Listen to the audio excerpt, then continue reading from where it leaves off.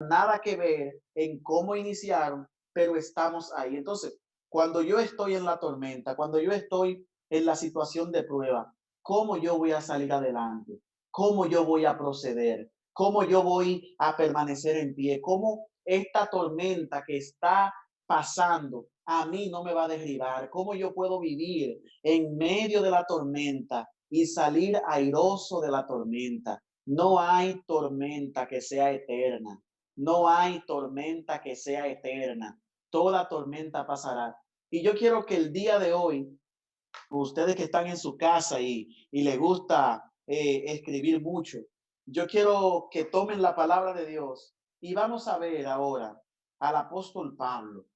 Pablo era un experto en tormentas. La palabra de Dios habla en Segunda de Corintios capítulo 12 que en tres ocasiones el apóstol Pablo naufragó y en una de esas dice que duró una noche en alta mar. Entonces, vamos a ver cuáles son las cualidades de un líder en medio de la tormenta, qué el líder debe de hacer, herramientas, que tú salgas de aquí y tú puedas identificar claramente cómo tú vas a actuar mañana, cómo vas a actuar en la siguiente semana, cómo vas a llevar el día a día en medio de estas situaciones de dolor. Y fíjate, vamos a viajar al libro de Hechos de los Apóstoles, el libro de Hechos de los Apóstoles.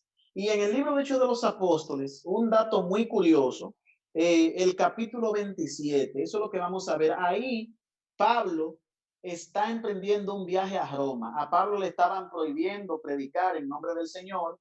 Entonces, Pablo, para que no lo maten, para que no lo traten mal, Pablo decidió apelar a Roma para ser juzgado en Roma por el rey. Entonces, ¿qué pasó? ¿Qué pasó cuando despiden a Pablo y dicen, bueno, sí, Pablo que se vaya a Roma? Cuando Pablo salió a Roma, fíjate qué pasó. Vamos a Hechos 27 y yo quiero varias cosas, quiero pedirte varias cosas. Primero, que no le quites la mirada al apóstol Pablo, nunca le quites la mirada al apóstol Pablo. Y que tampoco cuando estemos leyendo le quites la mirada a las situaciones que van ocurriendo y que van desarrollando. Y fíjate, en el versículo 4 escucha lo que dice. Yo me voy a meter automáticamente en el tema. Dice en el versículo 4 lo siguiente: partimos de allí y navegamos al abrigo de las costas de Chipre, porque los vientos eran contrarios. Fíjate, Pablo va en un viaje y lo primero que ocurre es que el viento es contrario. Luego, en el verso 7, escucha lo que dice, durante muchos días la navegación fue lenta y a duras penas, o sea, con sacrificio, dice, llegamos a la altura de Nido.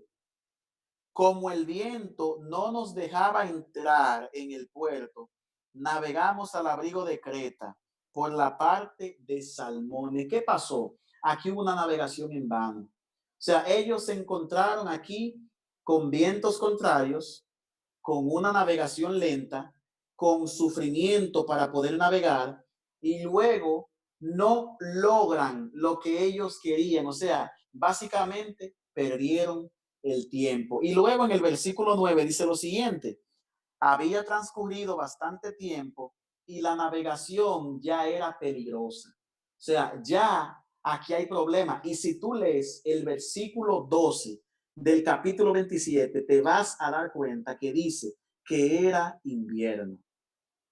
Era invierno. O sea, no era un tiempo para navegar. No era un tiempo para navegar. Y cuando Pablo vio todo ese panorama que estaba ocurriendo alrededor de su travesía para Roma en la embarcación en la que se encontraban, llega el siguiente aspecto, el primer aspecto. Y es donde aparece Pablo, que no quiero que le quiten la mirada a Pablo. Dice lo siguiente, el versículo 10 dice Pablo: amigos, veo que la navegación va a traer un gran peligro y un daño grave, no solo para el cargamento y la nave, sino también para nuestras personas. Pero el centurión daba más crédito al piloto y al patrón que a las palabras de Pablo. La primera característica, la primera herramienta que debe de tener un líder para vivir en la tormenta es anticipar las dificultades. O sea, Pablo vio todo el panorama, todo lo que estaba ocurriendo, y Pablo dice, nosotros no podemos viajar porque hay cosas que vamos a perder. Entonces, yo tengo que identificar el tiempo de Dios para yo hacer las cosas. Yo tengo que anticipar el tiempo de Dios para yo darme cuenta cuáles son los pasos que yo voy a dar. Yo tengo que mirar el panorama. Cuando uno está en la vida de fe, uno tiene que identificar algunas cosas. Mira, hay tres palabras que son sumamente claras: experiencia, información y perspectiva. ¿Qué significa eso? Experiencia, información y perspectiva. Ahora mismo estamos teniendo una experiencia virtual, donde estamos conectados con miles de personas alrededor de diferentes países. Pero en esta experiencia hay una información que se está dando. Esa información que se está dando te cambia la perspectiva de algunos hechos. Entonces, yo tengo que tener claro cómo mi experiencia y la información me cambia la perspectiva. Pablo tenía una perspectiva muy clara de lo que eran las tormentas y de los signos de los tiempos, porque anteriormente, cuando él había pasado por experiencias de naufragio, tuvo la información suficiente para darse cuenta que no era momento para emprender. Entonces, hay personas que constantemente repiten la experiencia porque no reciben la información. Entonces, hay muchachas que, por ejemplo, terminan una relación de pareja y en un momento de fragilidad viene un chavo con información. Qué hermosa eres, yo te amo, yo te quiero, tú eres la mujer de mi vida. Ese chavo se aprovecha de su vulnerabilidad en ese momento por haber venido de una ruptura amorosa. Ella se mete con él, le da probablemente lo que él estaba buscando, él la deja. Y luego cuando él la deja, viene y repite el mismo patrón. Viene otro chavo y le dice lo mismo y se la pasa así y luego termina diciendo, los hombres no sirven, los hombres son unos peros, etcétera. Pero lo que está pasando aquí es que estás repitiendo la experiencia porque no estás recibiendo la información que te cambia la perspectiva. En ese momento de crisis no puedes meterte en una relación amorosa con otra persona. Entonces, hay lugares en los que estamos en medio de una pandemia y la persona, por ejemplo, me pasó hace unos días, voy al supermercado, aquí en República Dominicana vamos ya por más de 40 días encerrados y salgo al supermercado, a una plaza donde había un supermercado y tienda a la vez, y había una persona comprando ropa. Mi hermano, ¿qué usted hace comprando ropa? Gastando dinero innecesario en una ropa que usted no necesita porque es todo en casa. O sea, todo el mundo está en casa y usted está comprando ropa. Esta persona no está captando la información y su perspectiva es la misma. Entonces, hay que anticipar los tiempos. El líder es aquella persona que sabe darse cuenta si lo que viene puede ser sano o si lo que viene puede ser peligroso. O sea, ahora mismo, yo sé que muchos de ustedes probablemente están sumamente asustados por lo que está pasando y si se va a hacer el ENGES, si se va a hacer el ENSES. Los líderes de México tienen que analizar los tiempos y anticipar y ver si vale la pena emprender ese viaje. ¿Cómo está el clima? ¿Cómo está la temporada? ¿Cuáles son los vientos? ¿Qué está pasando? Y ver si vale la pena, porque fíjate lo que dice Pablo, este viaje va a ser peligroso, no solamente para, para el barco, sino también para nuestras vidas. Y hay personas que al no anticipar tormentas, se meten en cosas que no se deberían de meter. Compran celulares que no deberían de comprar, compran vehículos que no deberían de comprar, se meten en relaciones de pareja que no se deberían de meter, se inscriben en universidades que no se deberían de inscribir. Entonces, todo eso es un problema, pero esta gente no obedeció, o sea, esta gente no obedeció lo que lo que Pablo había dicho. Entonces, fíjate lo que sucede. En el versículo 12 y 13, dice el texto que ellos sintieron una brisa suave y ellos pensaban que las cosas iban a cambiar. O sea, hay gente que en medio de una temporada difícil se queda pensando que las cosas van a cambiar y toma decisiones pensando que las cosas van a cambiar y se involucra con personas creyendo que las cosas van a cambiar y se meten en relaciones creyendo que las cosas van a cambiar. Y de repente el chavo que le ha pegado los cuernos con la amiga, con la vecina, con la nieta, con la prima, con todo el mundo, viene llorando y le dice, ay, sí, perdóname, yo voy a ser diferente. Y la pobre muchacha le da la oportunidad porque él le dijo que iba a cambiar. Se meten en decisiones que no se deberían de meter pensando que las cosas van a cambiar. Hay viajes que no se pueden emprender. Y fíjate, luego que ellos se emprenden el viaje, que ellos van ya creyendo que las cosas van a cambiar, ¿tú sabes en qué se convirtió ese viento suave? Ese viento suave se convirtió en un huracán, porque el que sabe de tiempo sabe, valga la redundancia, que en invierno, en tiempo de lluvia, en tiempo de tormenta, en temporada ciclónica, aunque haga una brisa suave, en cualquier momento esa brisa se convierte en huracán, porque invierno es tiempo de huracán. La temporada de lluvia no es una temporada para emprender viajes. Por eso el eclesiástico no se equivoca cuando dice claramente, hay un tiempo para cada cosa bajo el sol. Y fíjate, pensando que las cosas iban a cambiar, empeoraron. O sea, ellos pensaban que las cosas iban a cambiar y las cosas se pusieron peor. Se pusieron peor. Y luego en el versículo 20, escucha lo que te quiero leer. El verso 20 dice lo siguiente: durante muchos días no apareció el sol ni las estrellas. Teníamos sobre nosotros una gran tempestad. Fíjate. O sea, ellos pensaban que las cosas iban a cambiar, pero las cosas iban de mal en peor.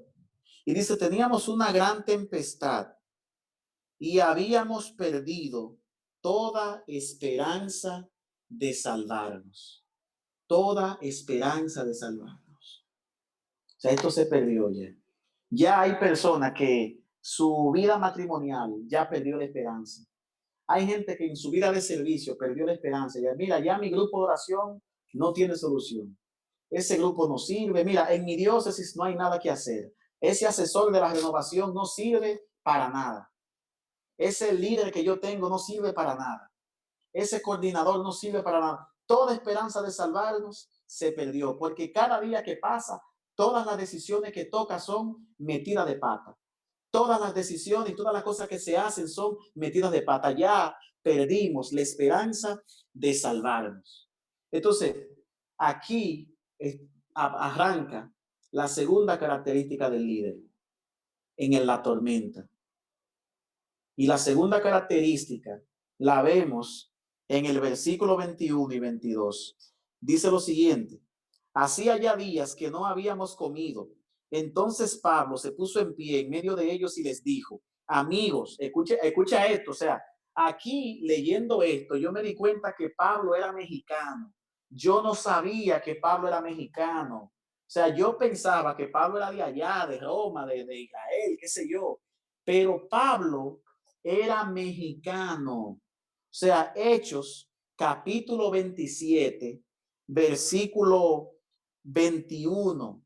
Hechos 27, verso 21. Yo tengo la Biblia de Jerusalén. Puede ser que la versión que usted tenga sea diferente a la mía y haya palabras que las cambie por otras. Todo va a depender de la versión, pero el contenido es el mismo. Y escucha cómo yo me di cuenta que Pablo era mexicano. Oye lo que Pablo le dijo, quiero que escuche. Pablo le dijo lo siguiente: amigos, más les hubiera valido que me hubiesen hecho caso y no haberse echado al mar desde Creta, se hubiesen ahorrado este peligro y esta pérdida. Fíjate, Pablo, en mexicano, Pablo lo que le dijo, eso le pasa por no hacerme caso. Si me escuchan, no hubiese pasado eso. ¿Y cuántos coordinadores, cuántos líderes a veces tienen esos dolores de cabeza con los ministerios que le dije? Ustedes ven, yo les avisé que un retiro en esa fecha no era bueno. Yo les avisé que un concierto en esa fecha no era bueno. A veces son los párrocos, que los párrocos vienen y nos dicen, mira, la actividad fue un fracaso, que yo les dije en la reunión del consejo parroquial, que esa actividad no iba a funcionar, porque la gente no reacciona así, la gente no responde así. Entonces, pero fíjate lo que Pablo hace. Yo sé que eso en México no pasa, eso quizá pase en otro lado. Eso era que Pablo era un mexicano de otra época. Pero fíjate lo que Pablo hace. Ahora vamos a ver el versículo 22, lo que dice Pablo. Pero ahora les recomiendo que tengan buen ánimo.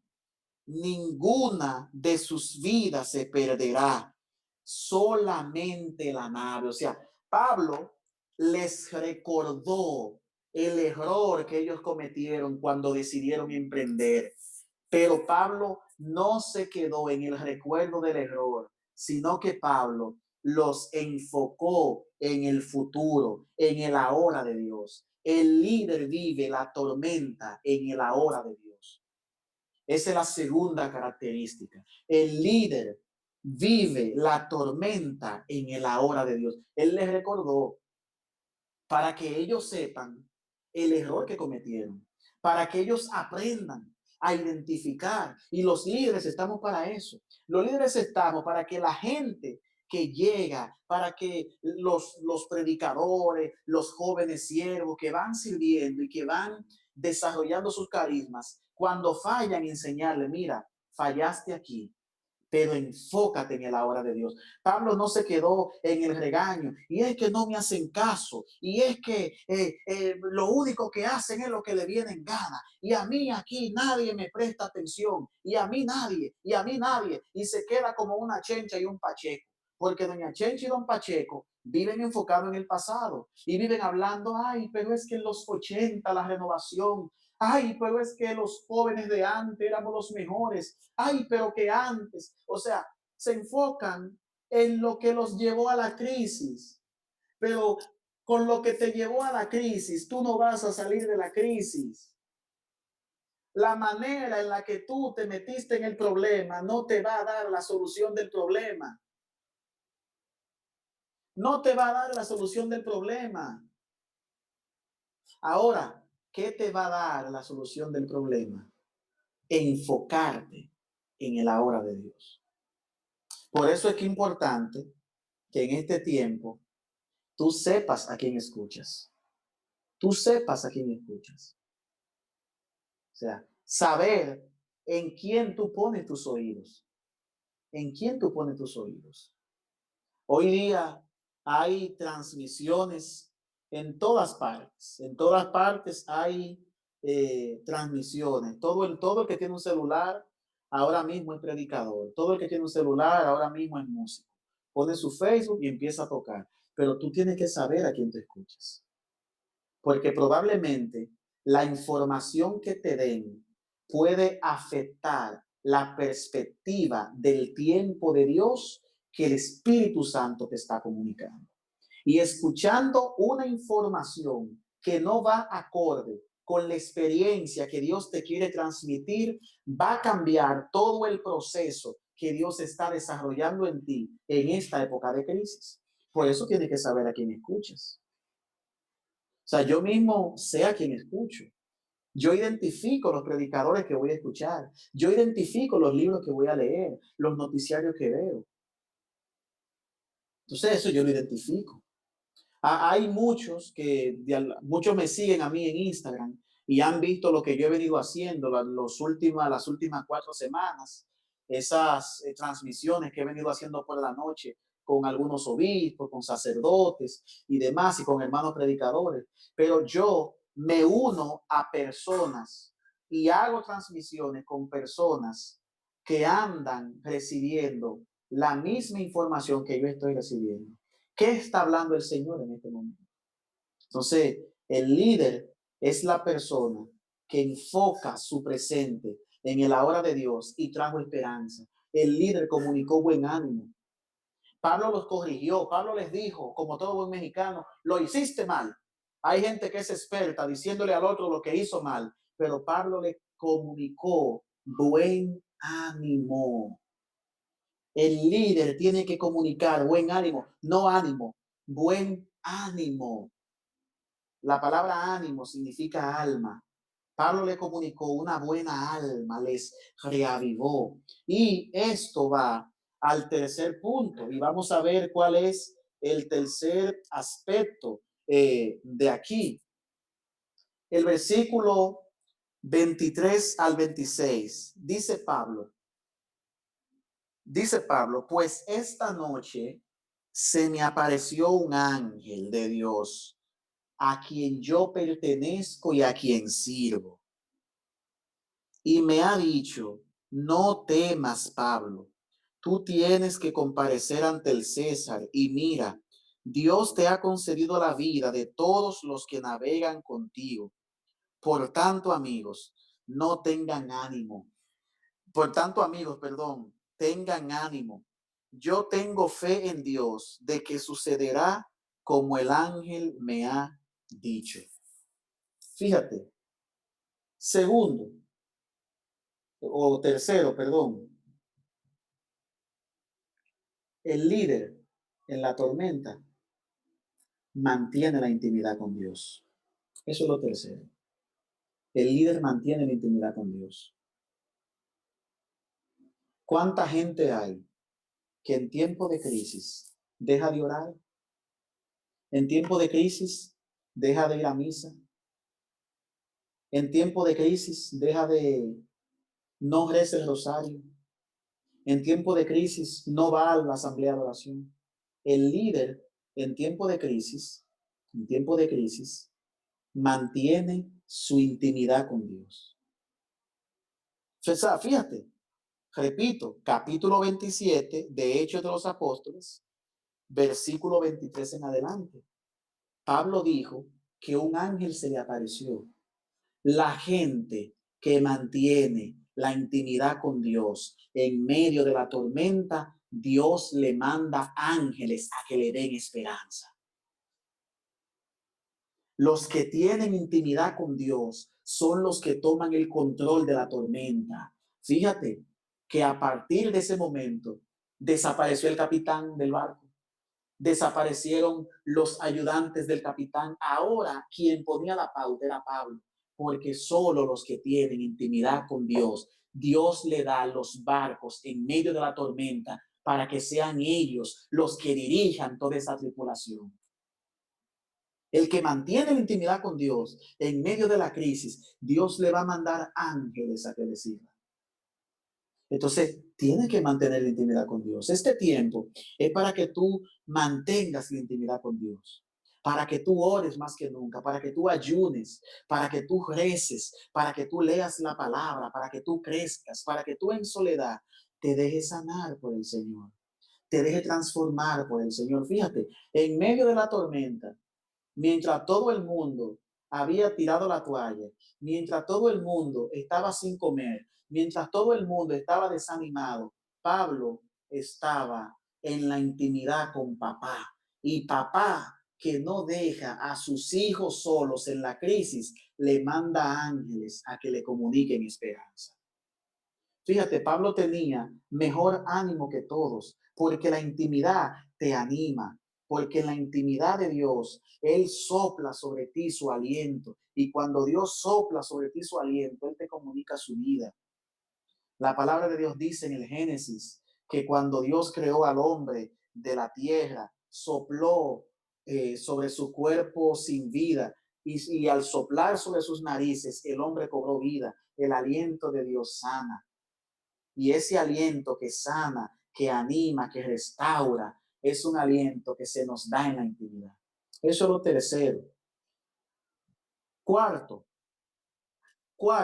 vamos al versículo 31 al 43, pero no voy a leer del versículo 31 en adelante.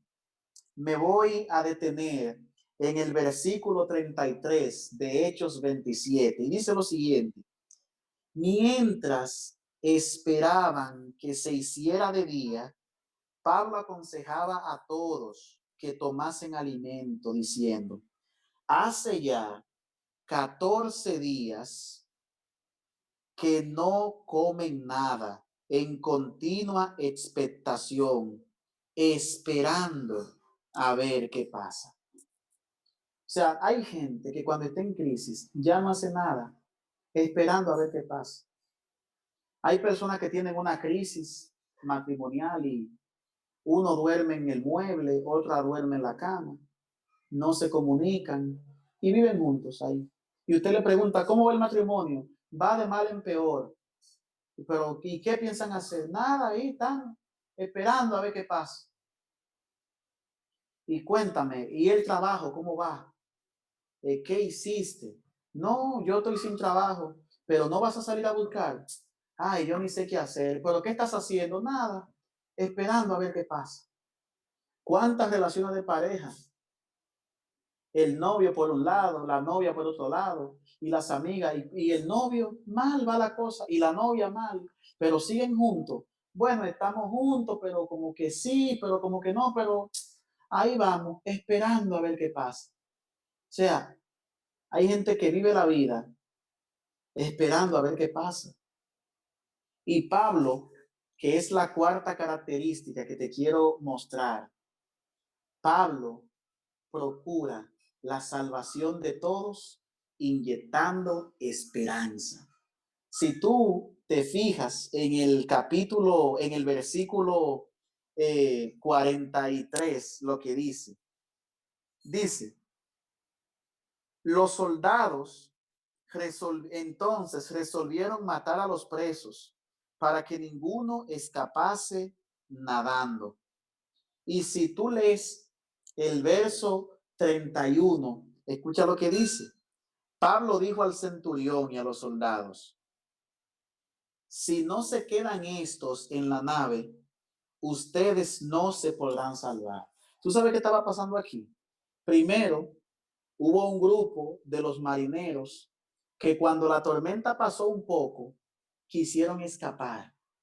Y Pablo les dijo, no, si ellos escapan, si ellos se van, si ellos abandonan el barco, nadie se va a salvar.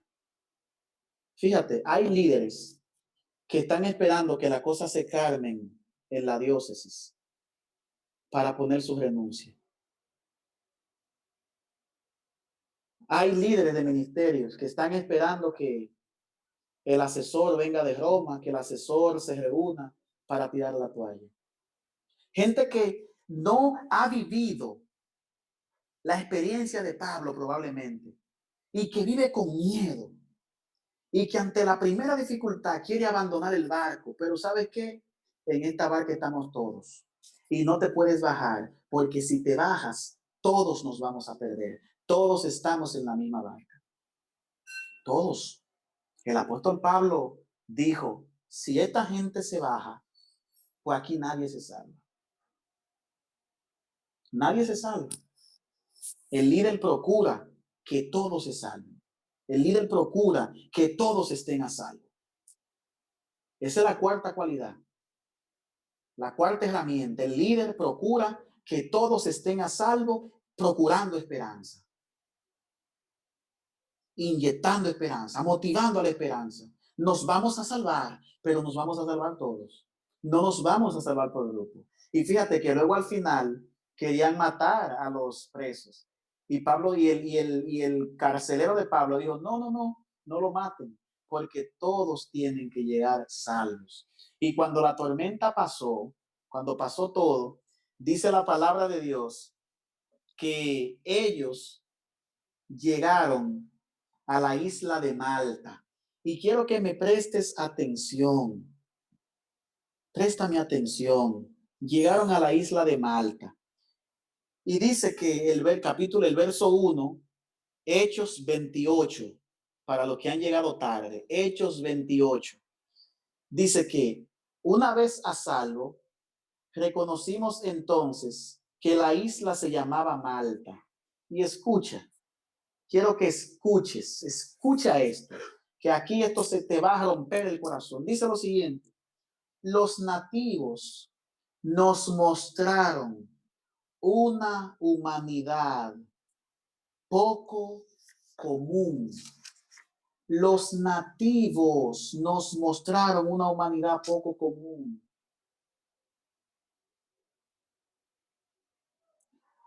Una humanidad poco común. Hay gente muy religiosa, pero no tiene humanidad. Hay líderes que no tienen humanidad. Hay coordinadores que no tienen humanidad. Hay predicadores que no tienen humanidad, que son intransigentes, que son rígidos, que son exigentes, que son tajantes, que la cosa hay que hacerlo como ellos dicen, cuando ellos dicen, a la hora que ellos dicen, porque si no se hace como ellos dicen, van a quedar mal. Personas que no encarnan el evangelio en el que sufre. Que la muchacha llega corriendo a la asamblea de oración. Ese día llegó sin la falda porque no se pudo parar en su casa, salió del trabajo a la universidad, ni siquiera comió y llega con mucho ánimo a servir. Y por lo primero que le preguntan es: ¿y la falda? ¿Dónde está la falda? Esos coordinadores que llegan a las asambleas, que llegan al salón parroquial, y lo primero que dicen es: ¿y por qué no han instalado el sonido? Pregúntale a ellos cómo están, cómo pasaron su día. Gente que llama a un servidor y le dice: sí, buena, fulano, te toca servir en misa el sábado a las 7, pero de por Dios, ¿dónde está tu humanidad? Pregúntale a ese hermano cómo se siente. El hermano llegó tarde a misa y de repente empiezan la crítica. Usted tiene que llegar temprano, usted tiene que llegar puntual. Y probablemente ese hermano está haciendo un esfuerzo por ir a su Eucaristía, dejando a sus hijos en casa, probablemente solo porque no tiene quien se lo cuide. Oye, ¿dónde está tu humanidad? A veces una pobre muchacha, adolescente, que se acerca al círculo de oración y sale embarazada, y lo primero que hacen es expulsarla del grupo de oración porque ella no puede dar ese mal ejemplo. ¿Cómo es posible una joven embarazada aquí? Qué mal ejemplo. ¿Y con quién se juntaba Jesús? ¿Con quién se juntaba Jesús? Y la palabra de Dios nos dice que él era amigo de prostitutas. Y la palabra de Dios nos dice que él comió en casa de Mateo, en casa de Zaqueo, y que a la adúltera le preguntó: ¿dónde están los que te acusan? Oye, ¿dónde está la humanidad? ¿Dónde está la humanidad? Pablo dijo: nos mostraron una humanidad poco común. Y hoy día, en la renovación carismática, hace falta humanidad. Hace falta humanidad. Hace falta sensibilizar el corazón y ser más humano y ver a esas personas que van al círculo de oración, que van al grupo, que van a las asambleas, verlas como personas y no como cosas que me van a llenar los bancos, que me van a llenar los asientos, y con ellos yo voy a hacer estadísticas diciendo: a mi grupo de oración vienen 300 personas cada semana, para llenarme de orgullo en mi diócesis y ante las otras diócesis, cuando probablemente yo desconozco las necesidades fundamentales que tienen esas personas que se sientan ahí cada semana. Porque para mí es más importante que me llenen los asientos para decir que tengo una asamblea numerosa, sin importar las realidades existenciales que tengan esas personas que van cada semana a mi grupo de oración. Hace falta humanidad. Hace falta humanidad.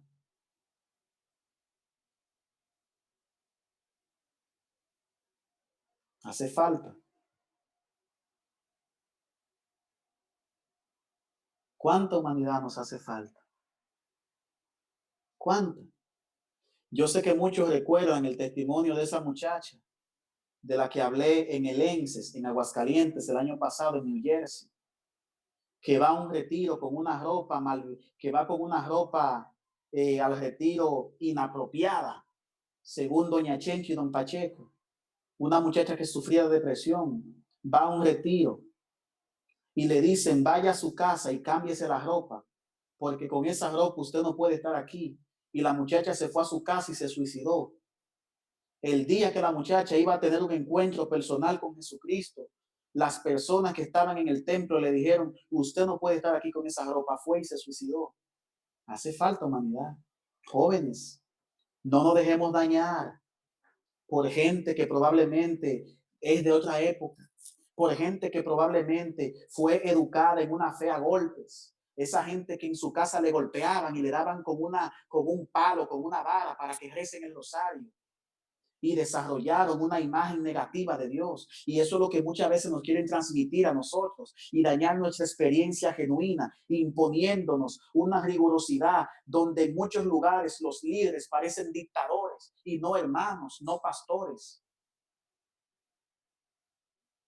Hay muchos pastores que no son pastores, que son dictadores con el ministerio del pastoreo en asamblea de oración, porque no tienen humanidad.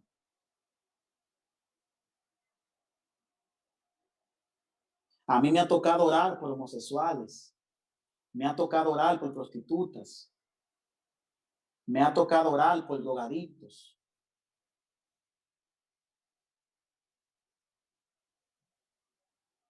¿Y cómo yo le digo a un drogadicto, arrepiéntete primero para que Dios te ame? ¿Cómo yo le digo a una prostituta, arrepiéntete para que Dios te ame? ¿Cómo yo le digo a una lesbiana, arrepiéntete para que Dios te ame? ¿Acaso el amor de Dios se gana? El amor de Dios se recibe. Y la puerta por la que entra el amor de Dios es por la humanidad, porque la palabra de Dios dice que Él se hizo carne. Él no se hizo ángel, Él se hizo carne. Él se hizo hombre y nos comprende. Y el que no trata a los demás como hermanos no ha entendido la encarnación de Cristo. La encarnación de Cristo solamente se entiende cuando somos humanos. Solo desde ahí se entiende. Humanidad, mis hijos. Humanidad. La quinta cualidad del líder en medio de la tormenta, de la crisis, es que anuncia el reino en el momento oportuno. La palabra de Dios dice que cuando Pablo llegó a Malta, estamos en el capítulo 28 de Hechos de los Apóstoles, es el último capítulo de Hechos, el 28. Dice la palabra de Dios que cuando les mostraron humanidad, ellos se sentaron alrededor de una fogata. Cuando se sientan alrededor de la fogata, una serpiente, una víbora, muerde a Pablo. Y dice que todos estaban diciendo, este hombre era un asesino. Dios lo liberó de la tormenta, pero su justicia le ha perseguido hasta aquí y ha sido mordido por una víbora. Y dice la palabra de Dios que todos estaban esperando todos a que el apóstol Pablo muera. Y dice que cuando vieron que no moría, entonces dijeron, este hombre es un Dios. Y ahí llevaron a Pablo a la casa de Publio, un procurador famoso de esa época que tenía una casa grande. Y en el versículo 8 del capítulo 28 de Hechos, dice lo siguiente, precisamente el padre de Publio se hallaba en cama, atacado con fiebre y disentería. Pablo entró a verlo, hizo oración, le impuso las manos y lo curó. Después de este suceso, los otros enfermos de la isla acudían para ser sanados. Fíjate, el quinto elemento es anunciar el reino en el momento oportuno. Volvemos a lo de ayer, señores. Volvemos a la cotidianidad. A la cotidianidad. ¿Cuántos cristianos de Hollywood? Hoy día hay un cristianismo de Hollywood. ¿Cuál es el cristianismo de Hollywood? El cristianismo en el que yo me enfoco únicamente en lo que ocurre en la tarima, en lo que ocurre en el escenario, en lo que ocurre en el templo. Pablo no preguntó, ¿hay un templo aquí?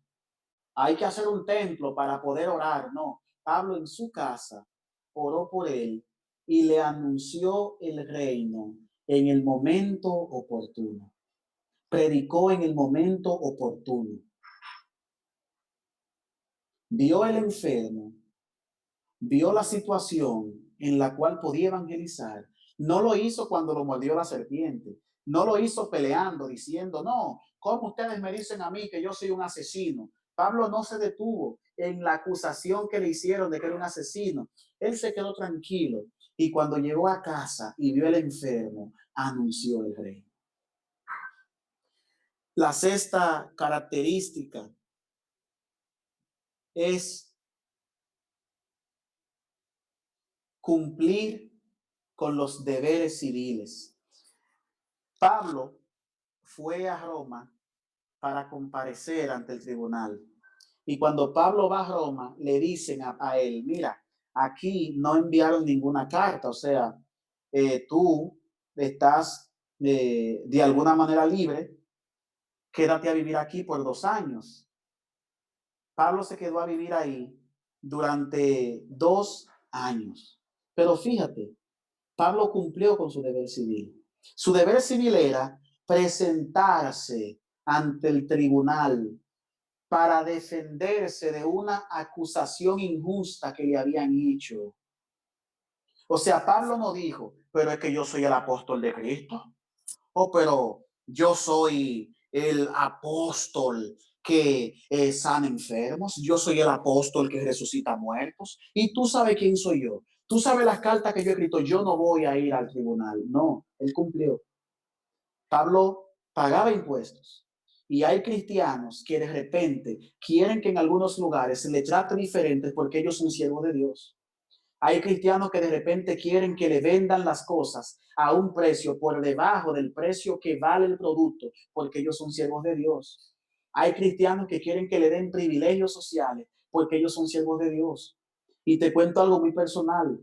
Yo recuerdo que en mi tiempo de seminario, cuando yo era seminarista, hubo una temporada en la que yo usaba hábito como seminarista franciscano y para mí eso era cuando yo llegaba ahí con mi hábito marrón y mi cuerda blanca. A mí me abrían paso en los supermercados, me abrían paso en los bancos, me trataban con privilegio. Entraba gratis a los conciertos, no pagaba en ninguna actividad porque llegué yo. Y a veces me llegó a pasar que luego siendo diocesano, el clériman, y el clériman era ese signo de poder.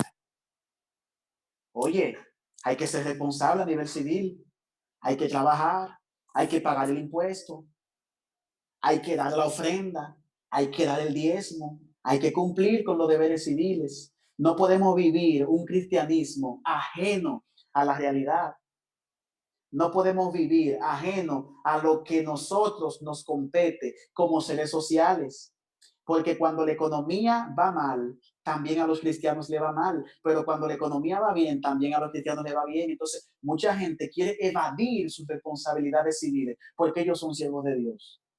Y de repente el joven de 17, 18 años dice, yo lo quiero dejar todo por Cristo y quiero dejarlo todo por Cristo y no quiere estudiar, no quiere trabajar porque él lo que quiere ser es predicador. Pues mire, yo soy predicador y sí, y tengo 2 carreras universitarias y tengo muchísimos diplomados y yo trabajo como profesor. A veces trabajo hasta como psicólogo. Yo me gano la vida trabajando.